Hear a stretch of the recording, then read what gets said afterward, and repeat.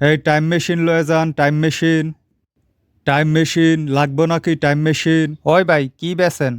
Time machine ভাই। কন কি কাজ করে? হ ভাই কাজ করে, চাইলে অতীতে যাইতে পারবেন অথবা ভবিষ্যতে।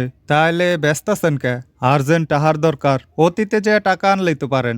অতীতের টাহার দাম আছে মেয়া, এখনকার 20,000 অতীতের 20 টাহা। তাহলে ভবিষ্যতে যে টাকা আনেন। ভবিষ্যতে গেছিলাম সর্বনিম্ন নোট 1 লাখ টাহার। 1 লাখ টাহার নোট চলবো, সবাই ভাববো ফেক।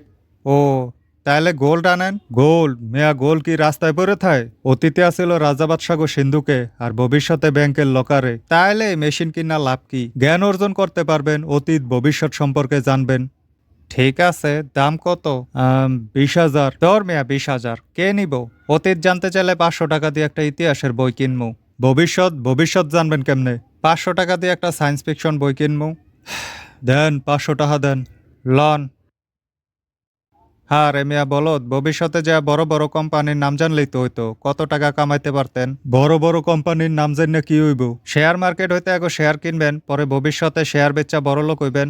তো আর্জেন্ট টাকা লাগবো, তো এই কারণেই শেয়ার মার্কেটে যায় শেয়ার কিনবো। ও এবার বুঝছি।